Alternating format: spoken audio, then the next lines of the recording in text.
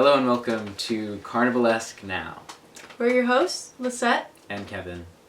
and today we're going to be talking about, you guessed it, Carnivalesque. Now. Right now. So, get ready. We're going to blow up some balloons while we talk to you guys. We're getting ready for a party. Yeah. So, get ready with us while we talk about everything Carnival. After learning about the Carnivalesque, we held a Carnival-themed party to explore how Carnival can fit and exist into today's context. Please enjoy these interviews that were taken from guests of the party who celebrated their first Carnival in full force with makeup to match the theme. And we'll be right back. Before coming to this party, what did you know of the Carnivalesque? I knew that it was about carnivals and liberation and defiance. Yeah. Oh shit, you got the Renaissance maybe not Renaissance, symbol and fun gestures and it's like everyone like a freak show. Like the dancing plague. Thinking about what I was gonna wear was really interesting because it's the whole clown aspect and then it's the class aspect and it's this really beautiful middle ground between mockery and then appreciation of excess. Mm-hmm. So Yeah. It's so vague. Everyone I talked to didn't understand it. But it shows what they interpret this vague idea to be. Yeah. In case you guys don't know what the Carnivalesque is, we're gonna take you back. Mm-hmm. We're gonna take you way back Way to the beginning. back. Yeah. And we agreed that it is medieval times. It's medieval times. It's Middle Ages. Middle Ages. I think. Well, when the person that wrote about this, Mikhail Bakhtin. That's a tongue twister. Yeah, during the Soviet Union, he was going through it, and I think that the Carnivalesque really resonated with him, so he wanted to write about it. Yeah. And analyze it, maybe a little deeper than the people who actually really started it. You know? Yeah, maybe. 'Cause it was the Russian Revolution. So we're talking Lenin.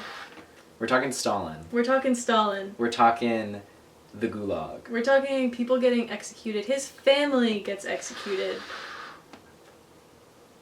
And he also gets exiled because he was associated with this leftist group of socialists.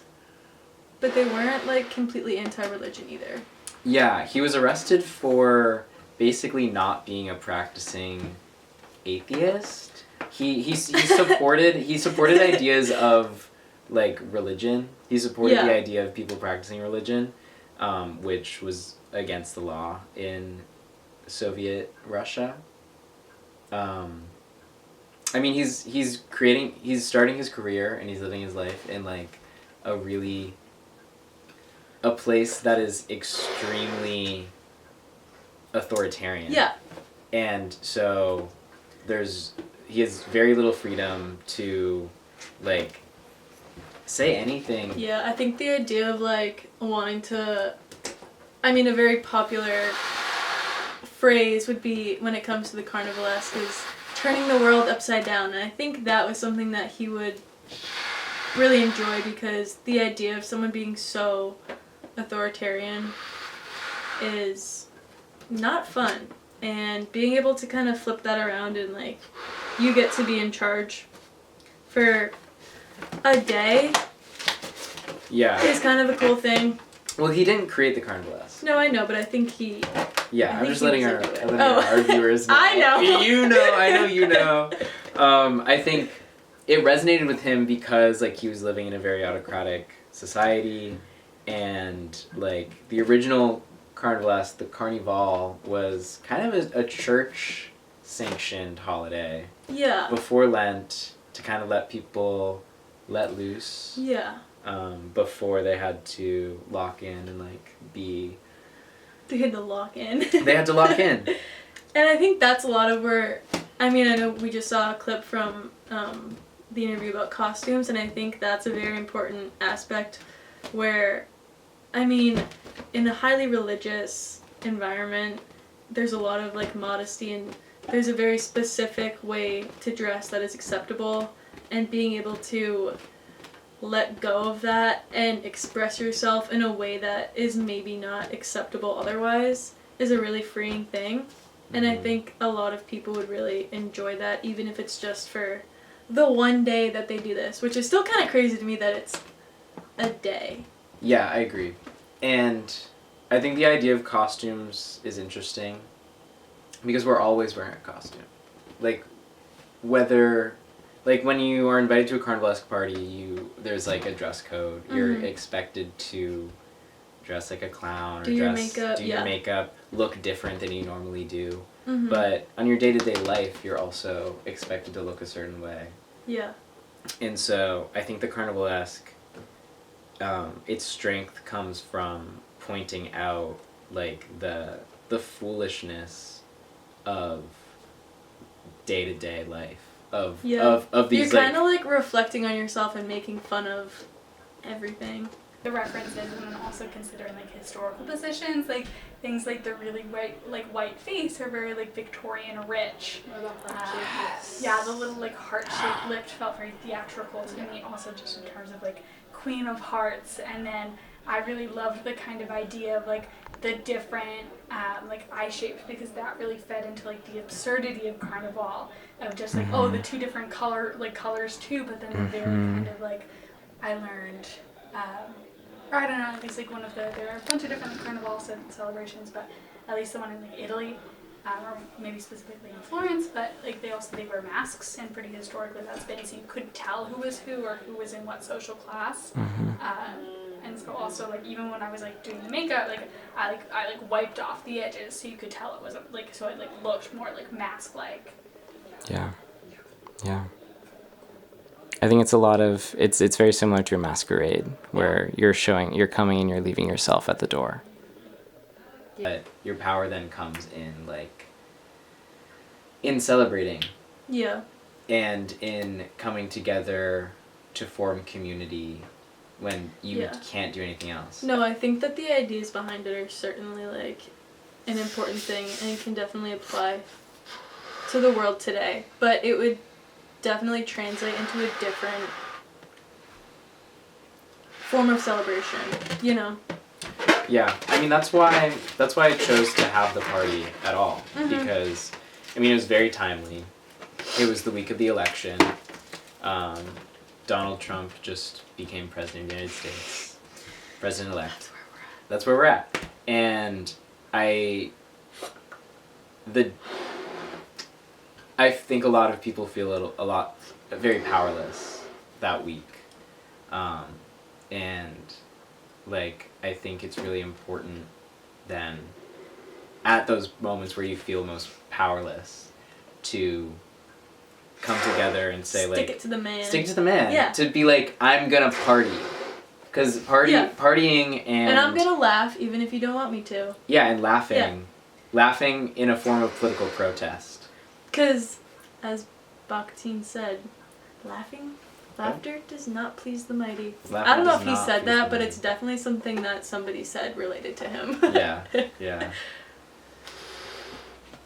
Laughing was kind of seen, I read in my reading, that laughing is like somewhat of like a privilege. And if you're laughing, it shouldn't be just for shits and gigs. It should be because you're laughing toward the higher power, toward the mighty. Like, it's not the lower class's place to be laughing. Which I find weird. Where did you read that? Was that like the Medusa? That was in Bakhtin. Okay. Yeah. Just food for thought. Just some food for thought. Yeah.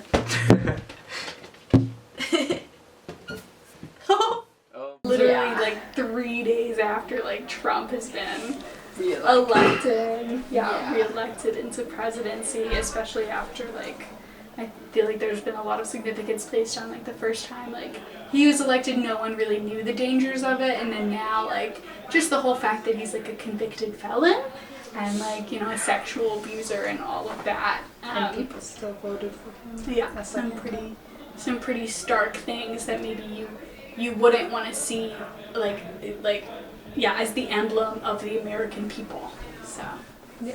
I also think with that, it's like, it's a very good reminder of like how, because of the like kind of like mockery of like the higher class and stuff, and the like switching of it, I think it's really important to remember that like there are a lot more like lower and middle class people than there are higher class, and we have power in our own right, and we can make change in our own right rather than just following what.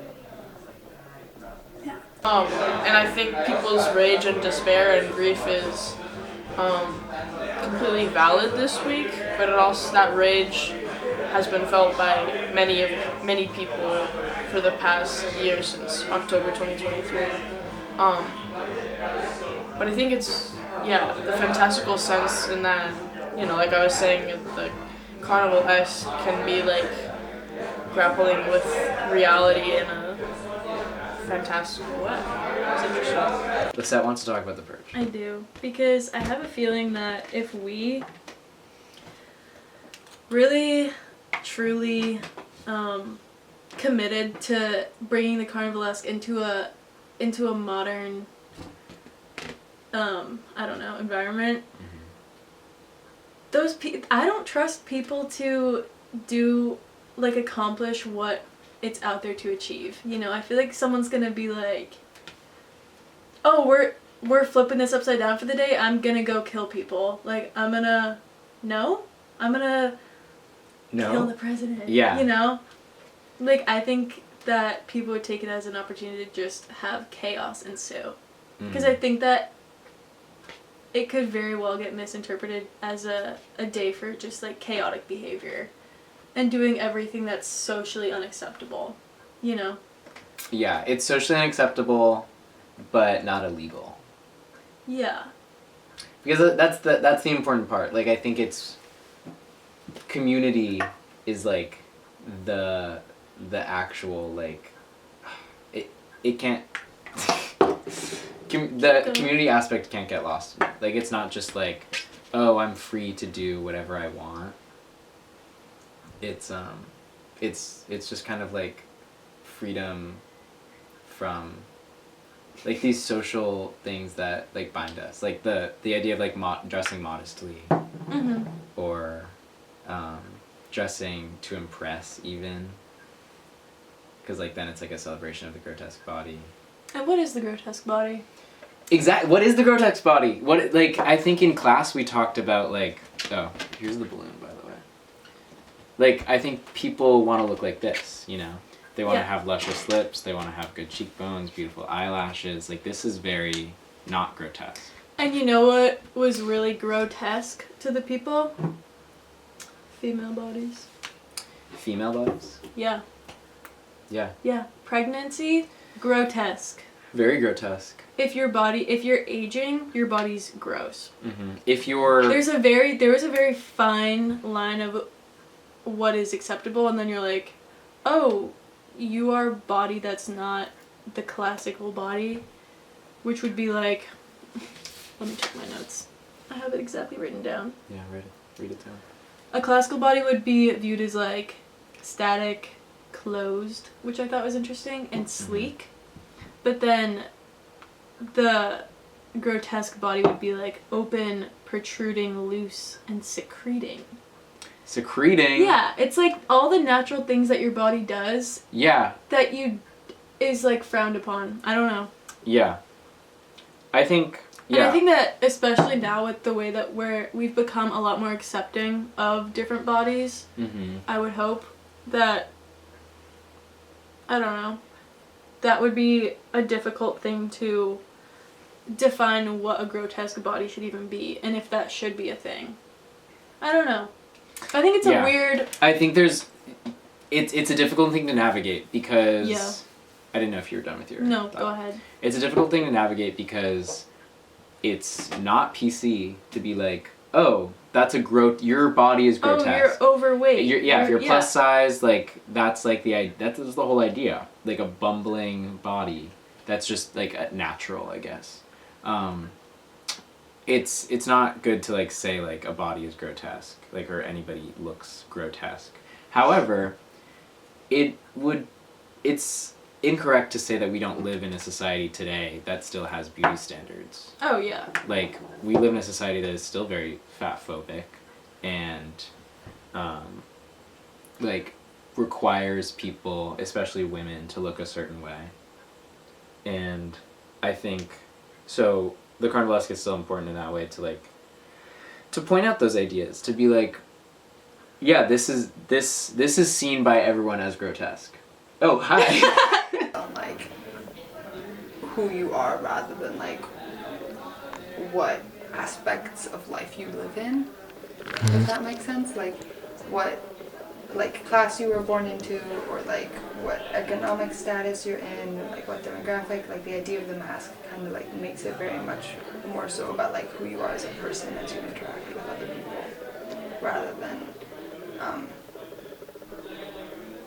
I think it leaves a lot of judgment at the door. Like in such divisive times where people are so divided, for lack of a better word. Like there needs to be a celebration of black man your individuality and like where you come from. But he said I should wear it. I know that doesn't apply to this, but But he said I should wear it. like reclamation, like this your personal expression of your personal self, or like you don't want that be taken away when people are trying Yeah. I think like it's a beautiful idea, the world turned upside down, but like a lot of the country feels like the world is turned upside down. Like, talk to someone, talk to the majority of voters. It's already upside down. Talk to the majority of voters in Florida. They think that the world is already turned upside down because like there are like, I don't know, because the idea They of have more a than two completely different genders view, scares yeah. them. The idea of like Maybe people we that are aren't living in a American constant born. state of Carnivalesque. Yeah, I think, no, that's the thing too. Like, I think celebrating the idea of the world turned upside down at a time when, like, I feel like my world was turned upside down, like, that week. Yeah. Like, in, like, recently. Maybe it's become a more fluid thing that's not just, like, strictly devoting a certain time period to celebrating this, but it's kind of just an ongoing celebration and struggle, if that makes sense. I think it's crucial because there's something necessary in the combination of absurdism but joy, where it's strange and it doesn't quite make sense, but it makes you happy and it brings you together. Brings you together. Well, thank you guys for listening.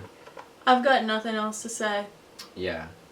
Because the Carnivalesque needs to be celebrated, not spoken. I don't think we can just rant to people about it. I think that it needs to be actively experienced. Yeah, I agree. Because that's what I found beautiful about the actual celebration of it. Mm-hmm. Was the community aspect, because And it maybe was the way people interpret. Yeah, the way people interpret it, and it was, I mean, it was a really difficult week for everyone that showed up, and so the experience of coming together with people that feel like the world has been turned upside down is powerful. Yeah. And forming community based around these ideas is beneficial. So Beautifully said, Kevin. celebrate the Carnivalesque. Couldn't have said it better myself. No. Yeah. And on that note. Thank you for watching Carnivalesque Now. Thank you to Mikael Bakhtin. Thank you to all of our subscribers. Thank you to everyone that agreed to be interviewed. Yep. Do you have shout-outs? Do I have shout-outs? Shout out to Katie. Shout out Jared. Shout out Evan. Shout out... Never mind. What was her name? I don't know. I don't know. Okay. Shout out everyone. Shout out everyone and go have fun and laugh. Go have fun and laugh, Go have because fun and laugh. what else can you do? What else can you do? What's the alternative? There is no We don't want to talk about the alternative. Mm-hmm. Okay. Bye, And on that guys. note, goodbye! This is the world. Ah! This is the world of the oh. Ah! Are you okay? It popped. Did it really? Yeah, but I'm good. This is the world. This is the world on the Carnivalesque.